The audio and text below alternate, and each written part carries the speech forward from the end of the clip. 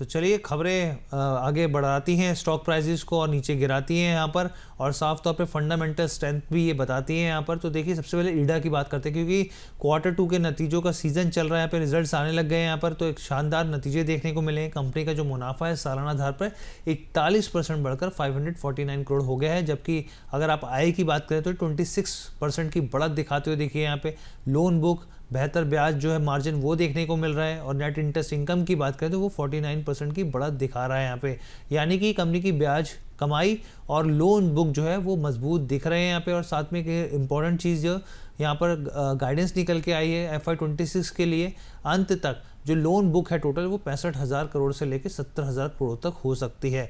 आस्था ma'am, ईडा के ऊपर आपका नज़रिया क्या है यहाँ पर? और पिछले कुछ समय से यहाँ पे जो है ज़बरदस्त कंसोलिडेशन, एक ही दायरे में जो है स्टॉक घूमता हुआ दिख रहा है, कुछ जान मिलेगी, अब आगे बढ़ेगी इस नंबरों के बाद?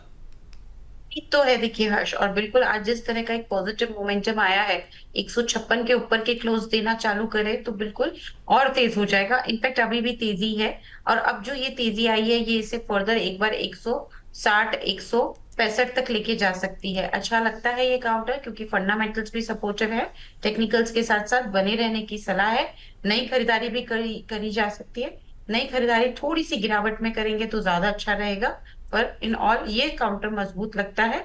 तो बिल्कुल इसमें एक 145 का स्टॉप लॉस लगा के पोजीशंस में बने रहे, 165 तक के 165 से लेके 170 के टारगेट्स के लिए। ठीक है, 165 के लिए 170 तक के टारगेट के लिए। आज MTR टेक्नोलॉजीज में भी धुआंधार तेज़ी देखने को मिली, 12.5% तक ये जो है स्टॉक चढ़ गया है यहाँ पे। और आप देखिए एक साल का सबसे उछले जो हाईएस्ट स्तर है वो देखने को मिला है यहाँ पे। फरवरी 2025 के बाद ये सबसे बड़ा एक दिन की तेज़ी देखने को मिली। अब खबर निकल के क्या आई? खबर निकल के ये आई कि जो ब्रोकफील्ड ने ब्लूम एनर्जी में लगभग 41,000 करोड़ का निवेश किया। ब्लूम एनर्जी जो है वो बेसिकली MTR टेक्नोलॉजीज का एक बड़ा ग्राहक है, एक बड़ा क्लाइंट है।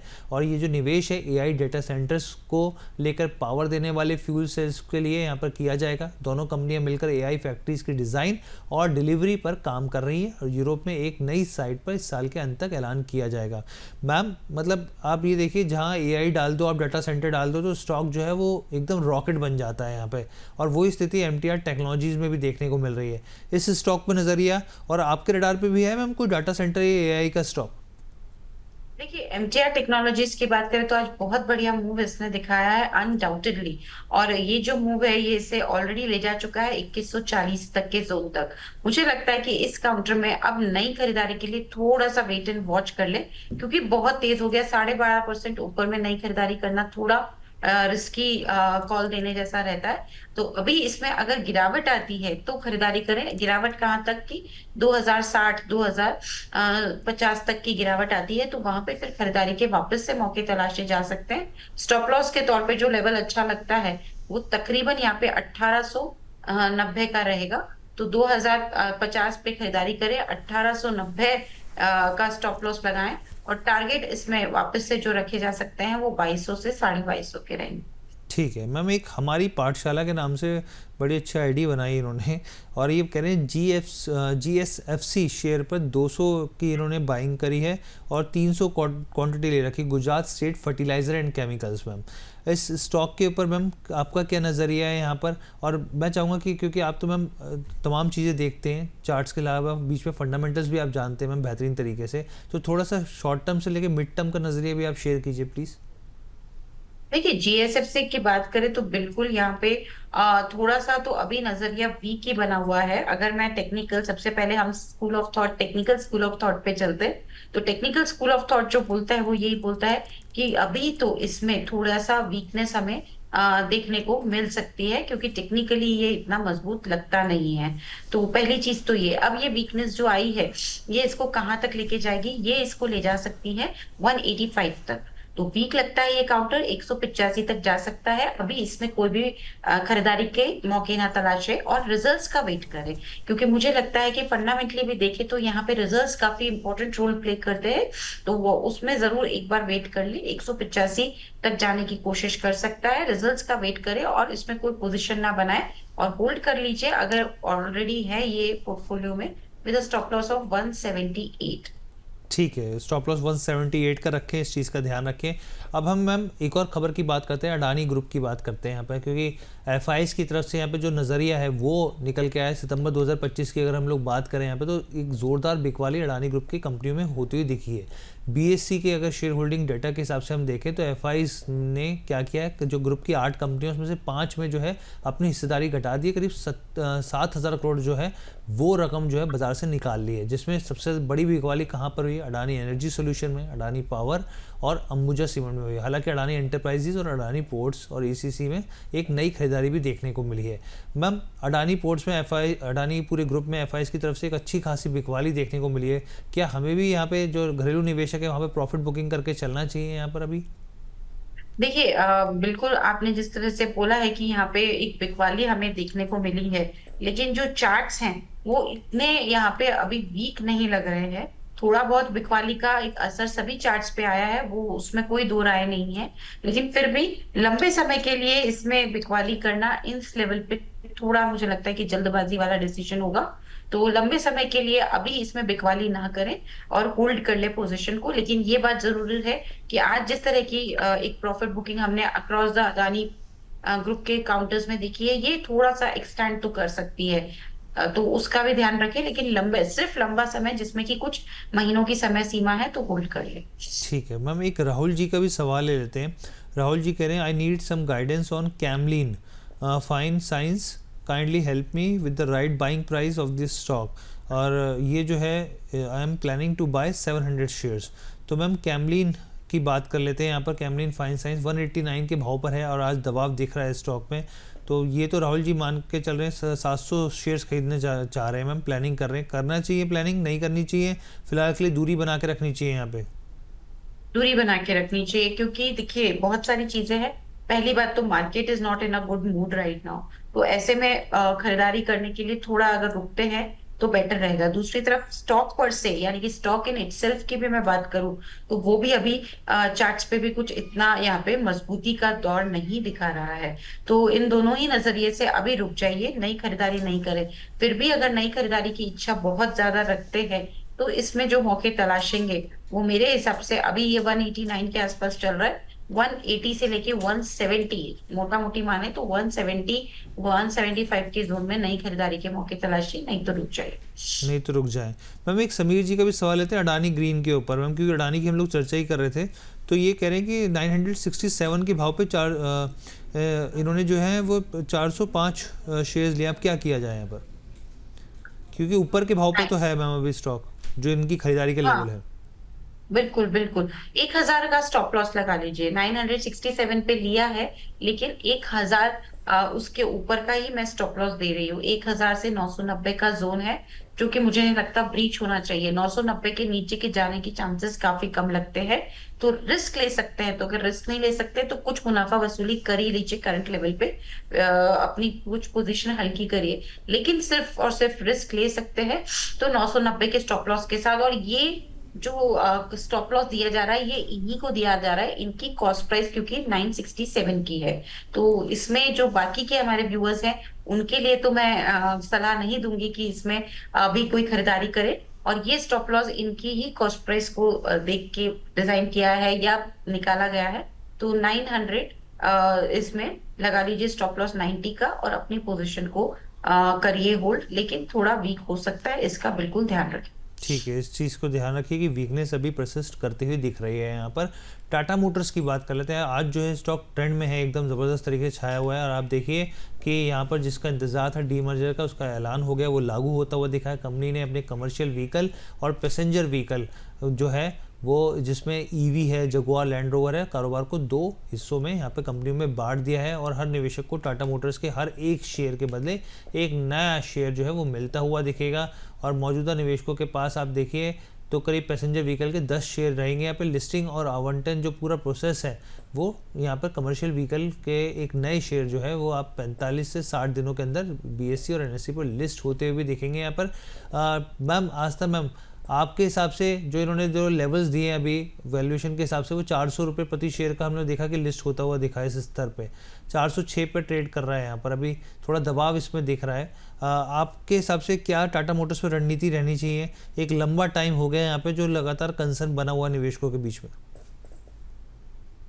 बिल्कुल, देखिए मेरे हिसाब से स्ट्रैटेजी तो अभी इसमें बने रहने की ही रहनी चाहिए। ऑल्दो जो भी अभी इसमें एक एडजस्टमेंट्स हमें देखने को मिल रहे हैं, उसकी वजह से आज हम एक स्टॉक प्राइसेस में भी यहाँ मोमेंटम होता हुआ हमें नजर आ रहा है। लेकिन अगर मैं लॉन्ग टर्म की बात करूं, तो मुझे लगता है कि लॉन्ग टर्म में तो ये काउंटर एक होल्ड करने वाला काउंटर है, क्योंकि डोमेस्टिक पैसेंजर व्हीकल की बात करें तो बुकिंग्स वहां पे हमें बढ़ती हुई नजर आई है, लगभग 25 से 30% की। और ये जो बुकिंग्स है ये भी प्री श्राद्ध लेवल की हम बात कर रहे हैं। और जहीं जहां पे कि इंडस्ट्री की ग्रोथ सिर्फ 20% हुई थी, इन्होंने आउटपेस किया है। दूसरी तरफ ये है कि H1 ऑलरेडी इनका इतना अच्छा नहीं गया। मतलब अभी H1 में सेकंड क्वार्टर के नतीजे आने बाकी हैं, लेकिन वो लग रहा है कि H1 थोड़ा सा नरम है इनका। लेकिन कंपनी खुद ये मान रही है कि जो कमर्शियल व्हीकल सेगमेंट है उसकी वॉल्यूम में एक बढ़ोतरी उनको देखने को मिल सकती है H2 में, और वो भी अच्छी खासी डबल डिजिट में। तो कुछ एक पॉइंट्स ऐसे हैं जो इसके फेवर में कर लग रहे हैं, और इसीलिए मैं इसमें अभी भी बने रहने की सलाह दूँ। जी, और इसी बीच यहाँ पर अभी जस्ट मेरे पास मैसेज भी आया है यहाँ पे रचित सर का, कह रहे हैं कि हम अपने दर्शकों को बता दें कि एमटीआर के जो यहाँ पे टेक्नोलॉजी के जो टारगेट्स थे, वो सेकंड जो टारगेट्स था 2134 का, वो हिट हो गया है। और चाहे तो निवेशक अब अपनी पोजीशंस को यहाँ पे काट सकते हैं, प्रॉफिट बुक कर सकते हैं, तो इस चीज़ का आप ध्यान रखिए। अच्छा मैम, एक और अभी जस्ट मैं खबर ही देख रहा हूँ, कोचिंग शिपयार्ड को लेकर खबर आई है मैम, और यहाँ पे एकदम मेगा ऑर्डर मिलता हुआ दिखा, ज़बरदस्त ऑर्डर मिलता हुआ दिखा है यहाँ पर। और ये जो है यूरोप के क्लाइंट से मिला है 2000 करोड़ का ऑर्डर, और 2000 करोड़ का ये ऑर्डर है। और इसके साथ ही अगर हम इसके बारीकियों को देखें यहाँ पर, तो बेसिकली डिज़ाइन और कंस्ट्रक्शन होगा 6 फीडर कंटेनर वेसल के लिए मैम। और ये जो है 1720 फुट इक्विवेलेंट यूनिट होगी यहाँ पर एलएनजी नेचुरल गैस के लिए भी, और कई तरह की चीज़ें हैं इसके अंदर, पूरे के अंदर। मैम लगातार जो है कोचिंग शिपयार्ड की बात करें या डिफेंस स्टॉक्स की बात करें, ऑर्डर बुक तो मजबूत हो रही है, जो बैकलॉग है वो भी कवर हो रहा है मैम। अभी कोचिंग शिपयार्ड में आपका नज़रिया क्या है, आगे क्या करना चाहिए? देखिए नजरिया पॉजिटिव है बिल्कुल, और आज का क्लोज उसमें काफी इंपॉर्टेंट रोल प्ले करेगा। मेरे हिसाब से आज का क्लोज अगर ये इन्हीं स्तरों पे देते 1790 के आसपास, तो और भी अच्छा ये तेजी का कैंडिडेट बन जाएगा। तो अच्छा लग रहा है ये काउंटर, क्योंकि हमने काफी दिनों से यानी कि 6 या 7 ट्रेडिंग सेशंस ऐसे रहे जिसमें लगातार एक वीकनेस देखी है। उसके बाद आज थोड़ा सा एक रिकवरी के मोड में ये आया है। तो थोड़ा दायरेमंद कारोबार में भी ये अटक चुका है, जो कि 1750 से लेके 1950 के बीच में है। तो एक तो पहली चीज है कि ये इसी रेंज में घूमता हुआ नजर आएगा, 1750 से 1950 के बीच में। दूसरी तरफ लग रहा है कि अब ये जो मूवमेंट आया है ये फर्दर मेच्योर होगा, तेज होगा। तो ये बिल्कुल अच्छा लगता है, और होल्ड करने की सलाह है। स्टॉप लॉस तो 1749 का रखा जा सकता है, और टारगेट अभी तो इसमें इनिशियली मेरे हिसाब से 1840 तक के टारगेट्स रखे जा सकते हैं। रखे जा सकते हैं। और मैम लगातार व्यूअर्स जो हैं वो कह रहे हैं, Aastha ma'am I am your big fan, Shiv Shakti Sumit जी कह रहे हैं। तो मैम आपके प्रशंसक हैं जो लगातार आपके साथ जुड़े रहते हैं पे, और कुछ सवाल इन्होंने पूछे तो हम लोग कोशिश करेंगे शो के दौरान लेने की। और एक सवाल मैम पीएन गडगिल के ऊपर भी है यहाँ पे, पीएन गडगिल के ऊपर 670 के भाव में इन्होंने लिया हुआ है ये, और कह रहे हैं कि क्या एग्जिट करना चाहिए या होल्ड करना चाहिए, स्टॉप लॉस और टारगेट क्या रहेगा? 670 के दाम पे लिया है भाई। 670, यस मैम। हाँ, अभी तो वीक लग रहा है ये काउंटर, लेकिन आज एक सपोर्ट पकड़ा है 630 का। लेकिन 630 के नीचे निकला तो फिर ये डायरेक्ट 610 तक या 600 तक जाने का प्रयास कर सकता है। तो लंबी अवधि का नजरिया हो तो ही बने रहे, छोटी अवधि का नजरिया हो तो एक छोटा सा स्टॉप लॉस 630 का, यानी कि उसके नीचे टिके तो, मतलब आज के दिन में अगर आधा घंटे तक ये 630 के नीचे टिक जाए तो फिर ये स्टॉप लॉस भी ट्रिगर कराइएगा, पर अभी तो बने रहे। ठीक है मैम। एक हमारे दर्शक है मैम, ये सिरमा SGS टेक्नोलॉजी के ऊपर आपका व्यू जानना चाहते हैं। यहाँ पर स्टॉक जो है अभी 804 के भाव पर ट्रेड कर रहा है, और कह रहे हैं कि इन्होंने जो खरीदारी करी है 200 शेयर्स 856 के भाव पे खरीदे हैं, कह रहे हैं लॉस में हैं। और साथ ही प्रदीप फॉस्फेट के ऊपर भी मैम की सलाह जानना चाह रहे हैं। देखिए लॉस में है, 856 पे खरीदारी की है सिनेमा एसजीएस में, लेकिन अभी चार्ट्स तो वीक बने हुए हैं। 804 पे चल रहा है, 780 का एक इंपॉर्टेंट सपोर्ट है, वहां तक जाने की कोशिश कर सकता है, तैयारी रखिए। लेकिन होल्ड करना है 760 के 760 के स्टॉप लॉस के साथ। तो ये मैं फिर से रिपीट कर रही हूँ, 780 तक जाने की गुंजाइश है, तो भी होल्ड करना है 760 के स्टॉप लॉस के साथ। अगर इसमें तेजी लौटी एक बार तो 830 के ऊपर, ये 25 के ऊपर भी निकल गया, तो फिर ये अच्छा तेज हो जाएगा और 860-75 तक चला जाएगा। अभी होल्ड करना है, स्ट्रिक्ट स्टॉप लॉस रहेगा 760 का। ठीक है। एक और हम लोग के जो प्राइम मेंबर हैं यहाँ पर साहिबा अंजुम जी, उनका भी सवाल ले लेते हैं यहाँ पे। जायसवाल जो है नेको का जो स्टॉक है यहाँ पर उन्होंने खरीदारी कर रखी 71 के भाव पर। कह रहे हैं आज तो मैम प्लीज़ व्यू दीजिए यहाँ पर। अभी 71 के भाव पे है और जो इसका हाई था मैम 75 के आसपास था और लो 26 के आसपास। क्या करना चाहिए? 6,000 करोड़ के 7,000 करोड़ के मार्केट कैप की कंपनी है। जी बिल्कुल, जायसवाल नेको की अगर हम यहाँ पे बात करें तो ये काउंटर मेरे रडार पे अभी आ नहीं रहा है। हर्ष जी, मैं इसे जरा एक बार देखती हूँ, तब तक आप दूसरी क्वेरी ले लीजिए, क्योंकि मेरे को इसके अभी चार्ट्स यहाँ पे मेरे स्क्रीन पे आ नहीं रहे हैं जायसवाल नेको के। कोई नहीं मैम, तो हम हम लोग दूसरा क्वेश्चन ले लेते हैं जी जी। बिल्कुल दूसरा क्वेश्चन हम लोग ले लेते हैं क्योंकि लगातार क्वेश्चंस यहाँ पर आ रखे हैं। मैम देवनागरी शुगर पे क्या व्यू है आपका? यहाँ पर एक चंदन जी हैं, वो जानना चाह रहे हैं यहाँ पे। और हालांकि बहुत छोटा स्टॉक है मैम ये, अगर ये आपके ऊपर है क्योंकि छोटे स्टॉक्स पर अमूमन देखा जाता है कि एक्सपर्ट जो है वो ज़्यादा चर्चा नहीं करते। आपकी क्या सलाह है? यहाँ पे 3 रुपये 80 पैसे के ऊपर है। बिल्कुल, और जायसवाल नेको मीनवाइल ये मेरे रडार पे आ गया है, मतलब जी। मेरी स्क्रीन पे आ गया है। तो एक बार जायसवाल नेको की बात करें तो थोड़ा सा वीक लगता है, ये काउंटर लिया हुआ है। तो 65 के स्टॉप लॉस के साथ होल्ड कर लेना चाहिए। तेजी के लिए एक बार 73 का लेवल ब्रेक होना जरूरी है। 73 का लेवल ब्रेक हुआ तो फिर और भी ज्यादा तेज हो जाएगा, जो इसे फर्दर यहाँ पे 78 तक लेके जाएगा। तो जायसवाल नेको पे ये राय है। अब दूसरा आपने सवाल देवनागरी पे जी मैम। बोला है। जी। वो काउंटर जी आपने बिल्कुल सही बोला। ये हम लोग इतना ट्रैकिंग पे रखते नहीं है इन काउंटर्स को, जी तो इसके लिए थोड़ा मैं क्षमा चाहूंगी। ये हमारे वॉच लिस्ट में नहीं है ये काउंटर। ठीक है मैम। आईटी में क्या किया जाए मैम? एचसीएल टेक के नतीजे आए हैं मैम, मुनाफा हमने देखा बढ़ता हुआ दिखा है यहाँ पे। कांस्टेंट करेंसी में भी एक देखें कि ठीक ठाक अच्छा मूव आता हुआ दिखा है यहाँ पर। जेन एआई पे कंपनी ने खुल के पहली बार रेवेन्यू पे बात करी है यहाँ पर, बताया है कि क्या स्थिति है यहाँ पे। एक लौती कंपनी है यहाँ पर जिसने खुल एआई के रेवेन्यू के ऊपर चर्चा करी है यहाँ पर। और आगे की जो गाइडेंस है वो भी मैम 3 से 5% की रखी है।